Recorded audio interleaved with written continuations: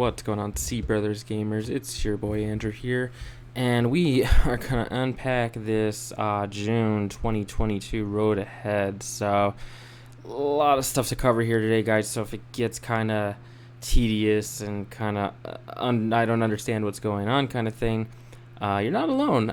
I don't really quite get a lot of this stuff. So first and foremost, I want to go ahead and unpack a little bit here with the Grand Inquisitor. So starting June 22nd. There will be the Grand Inquisitor coming. So the Grand Inquisitor's event, Dark Times, is going to be start with a training exercise for the Inquisitors. So the player will face off against the Grand Inquisitor in a 5-on-1 battle. Then they'll take the series of Jedi who escaped Order 66 in an assortment of environments to those specific Jedi. The encounter would seem one-sided at first, but looks like the Jedis are going to have a bunch of buffs and make them hard to beat. Now, in order to unlock the Grand Inquisitor, you need to have all 5 of the previously released Inquisitors at Relic 5. So it looks like this is going to be a limited time event, so it's going to be from June 23rd for about a week, so June 30th. And then the Grand Inquisitor will be lost until released in the Journey Guide. So this is definitely geared towards the endgame players, and Grand Inquisitor is pretty cool. For those of you who have watched Kenobi, this series, the Grand Inquisitor, pretty interesting what happens there. I don't want to spoil it for anybody. So the Grand Inquisitor looks like it's going to lock at 7 stars and should be territory war based, using debuffs like Purge and a new debuff called Torture, it looks like. So the Grand Inquisitor can weaken even the strongest opponents and crush their hopes of winning the battle by ensuring his target takes an extra damage. While the Grand Inquisitor is primarily designed to work with an all-Inquisitor squad, he can also power up Empire allies to assist him in his quest to wipe out all traces of the Jedi Order. Okay, so Grand Inquisitor is going to be pretty cool for endgame players, so super excited for you all. Now here is what I want to talk about. I want to talk about Datacrons. So when I released a video a couple days ago, maybe a week or so ago, I was talking about Relic 10 and Datacrons, and I was under the impression that Datacrons were to be purchased with actual money. Now, chances are they could be still. You could purchase them with either via crystals or anything like that. But here is what Datacrons are. This is very, very interesting stuff. So this is a brand new mechanic to the game. And Datacrons are intended to temporarily raise the power level and usefulness of a wider set of squads.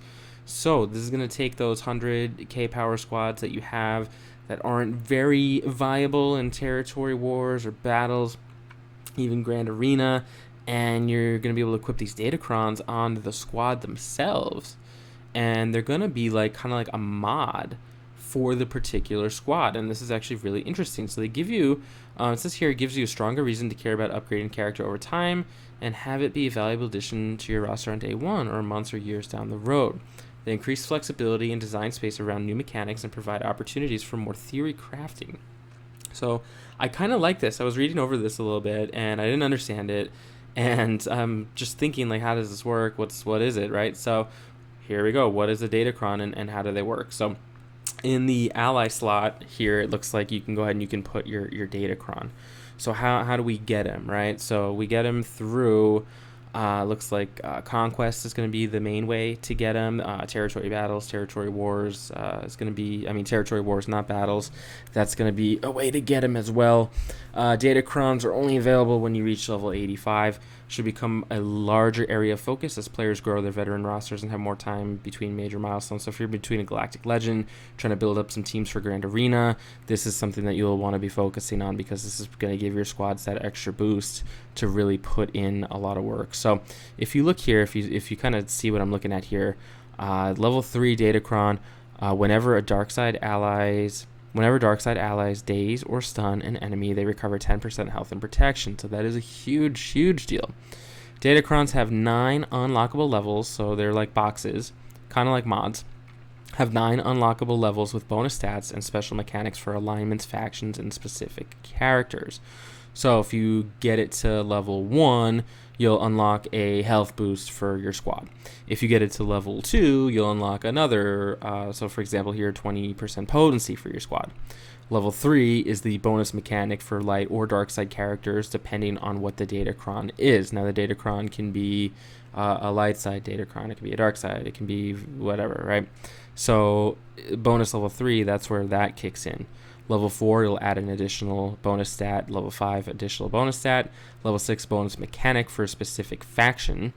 So I'll talk a little bit about that here in a moment. And then level 9 is for a particular character of that faction, all while adding bonus stats in between. So this is pretty interesting. Each of these major levels informs the next rolls. For instance, you won't have a light side Datacron that rolls Empire or Dark side. So if you have a light side Datacron, it's going to stay light side. Sith Datacron that rolls CLS for last tier, yeah, I mean, that doesn't make sense, right?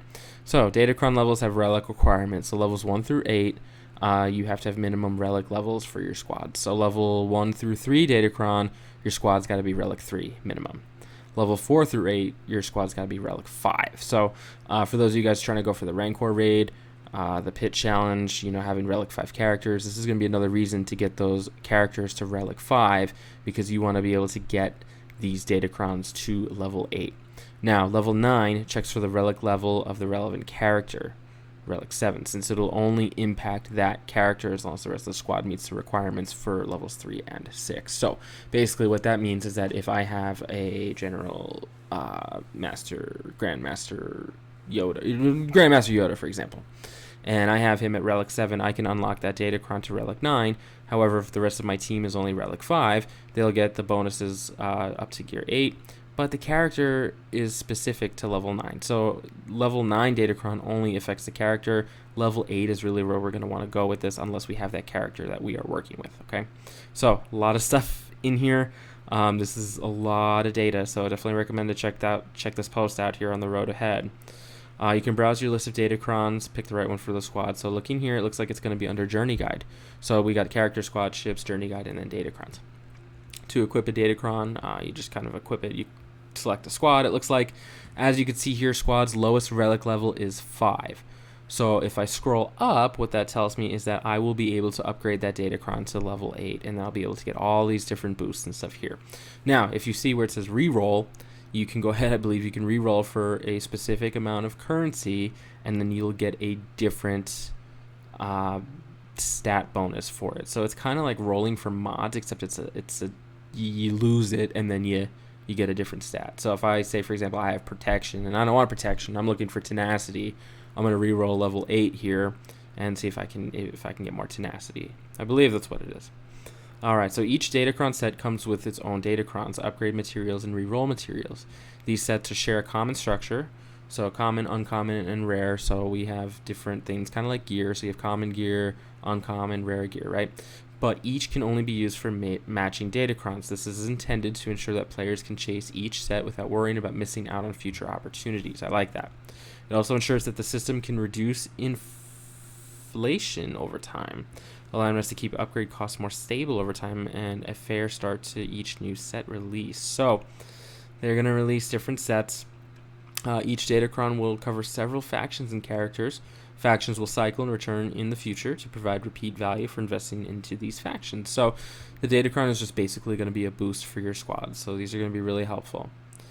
Alright, so we've got dark alignment, we've got light alignment. So here's some examples of what bonuses in a set look like. So when a dark side character allies start their turn with at least 2 buffs that can be dispelled, they gain 5% offense, okay? Whenever dark side character allies stun or dazes an enemy, they recover 10% health and protection. So I like that. I think that's pretty cool.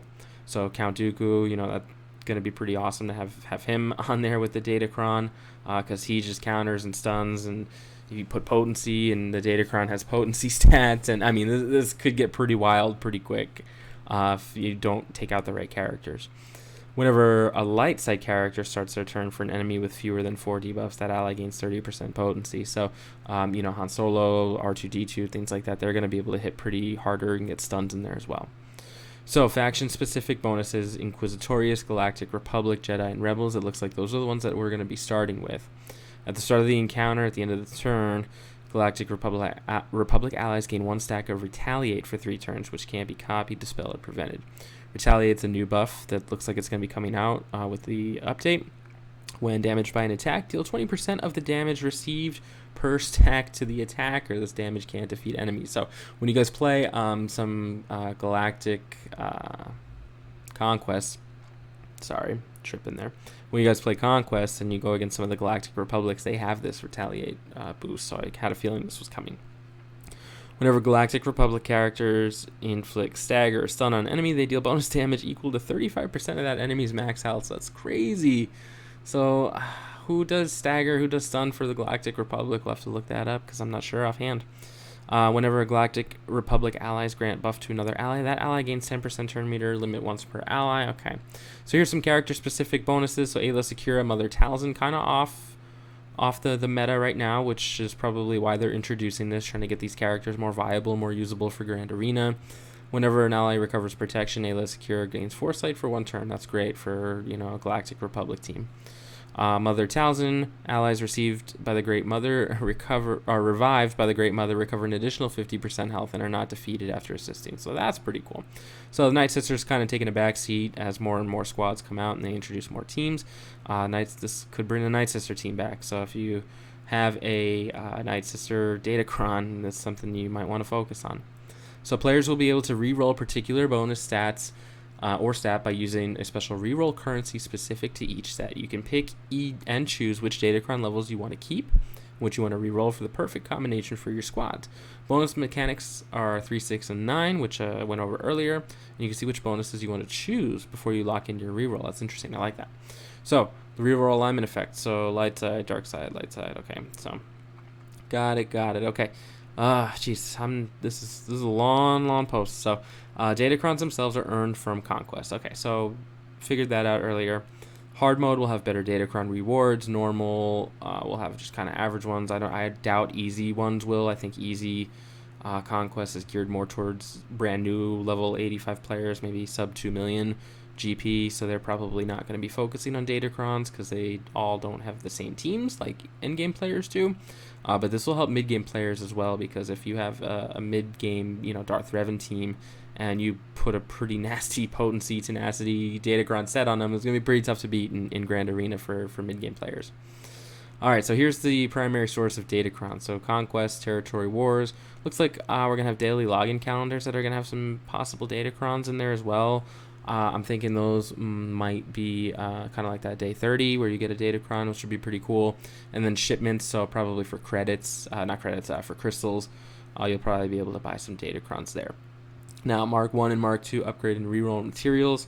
Dismantling Datacrons will give you a Mark 1 or Mark 2 upgrade for a Datacron, so I'm still kind of confused on this. If someone can weigh in, help me out on that, that would be fantastic.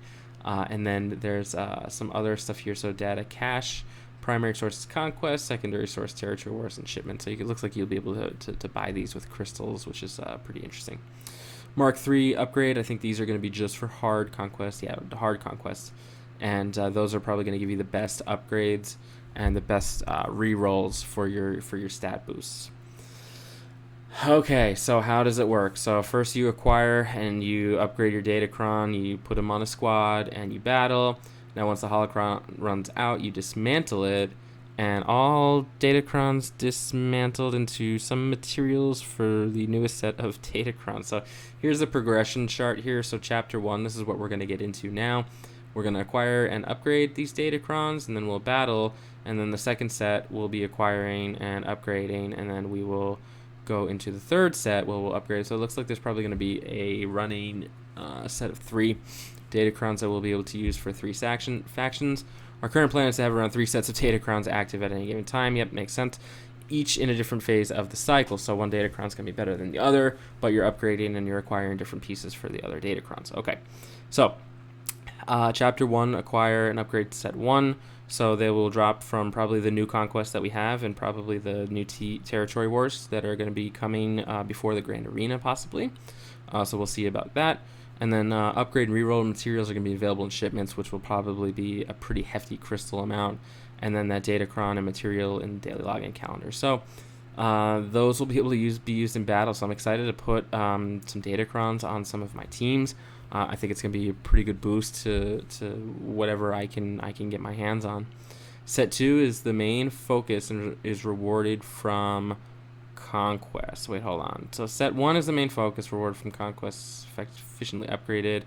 Players continue to use set 1 Datacrons in battle, but they are slower to upgrade since the majority of set 1 material no longer drop as rewards. So looks like set 1 is going to have its separate material, set 2, set 3, and vice versa. It's going to just keep going down the list until you get to chapter 4, 5, 6, 7, 8, right?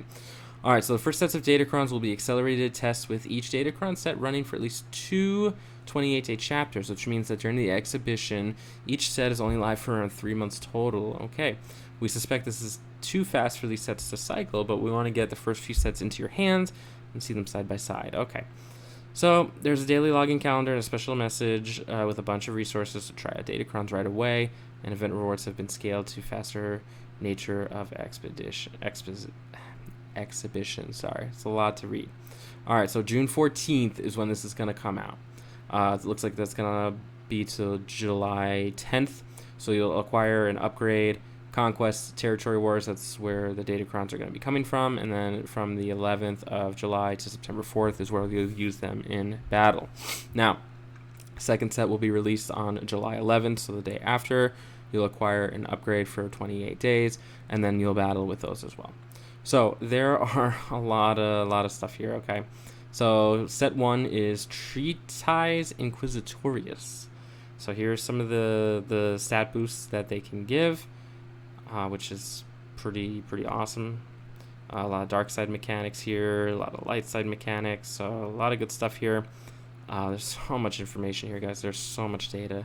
The alignment is going to be unlocked at level 3. The faction is going to be unlocked at level 5, or level 6, and then I think you can re-roll that as well. So if you don't like the faction you got, like if you get Inquisitorius and you don't have Inquisitors, you can spend currency that you unlock through, I believe, Conquest, and then you re-roll. So pretty wild stuff. Galactic Republic, Resistance, those are going to be pretty solid as well. And then character 9, looks like we've got Jedi Master Kenobi, Resistance Trooper, Ayla Secura, Second Sister, and no Grandmaster Yoda's in here as well. And this kind of just breaks down what they do, and these are pretty savage, right? So for Grandmaster Yoda, if he's in the leader slot and there's no Galactic Legend allies, Galactic Republic Jedis gain foresight at the start of each turn.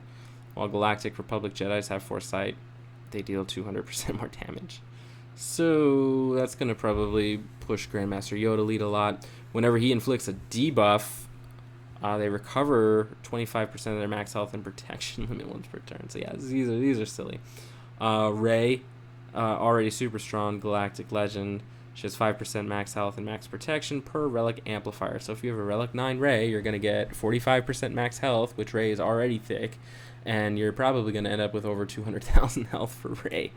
And the damage they received is decreased by 15%, which makes it even harder to kill her. First time in each turn, Rey gains ultimate charge, an additional 6% ultimate charge. Jeez, okay. Finn, who recently had an Omicron come out, which was pretty cool. I was going to do a video about that, but this Road Ahead came out, so I figured I would cover this as well. Finn is in the leader slot. First time each turn, a resistance ally inflicts expose on an enemy or has their expose resisted, they inflict expose for 2 turns on all enemies, which can't be evaded or resisted. So, and then whenever you stun somebody, Finn takes another turn, which is pretty good. I mean, I think that's pretty.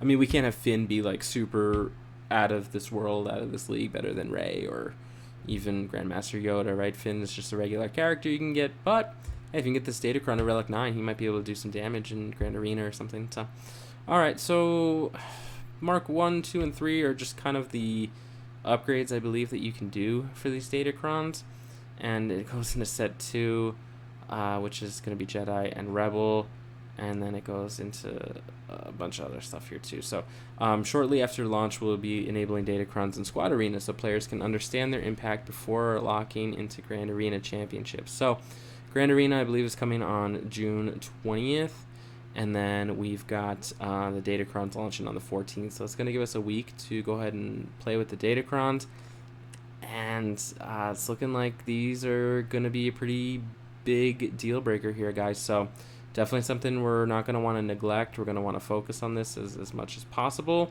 I think these are a huge update. I don't like, I mean, the temporary thing is a good thing, I think. I was kind of worried before. I didn't really understand before, but I think a temporary boost to squads is good, and then you break them down, and then you get new Datacrons with new sets. So I'm pretty excited, looking forward to this. I think this is going to be a pretty interesting mechanic. I really wish they would fix the gear changes that they said they were going to fix back in, I think, November. But alas, another update coming, which is I'm pretty excited about this. I think this is going to change the game a little bit. It's going to make Conquest a little more different, Territory Wars a little better. I think it's going to make Grand Arenas interesting to see whose Datacrons are on what squads. But other than that, guys, thanks for sticking around, watching. Let me know if you have any questions down in the comments below. But yeah, this is pretty wild. We'll do some testing with this, and we'll see how far we can get on my main account. And for now, guys, we'll catch you guys next time. So thanks for watching.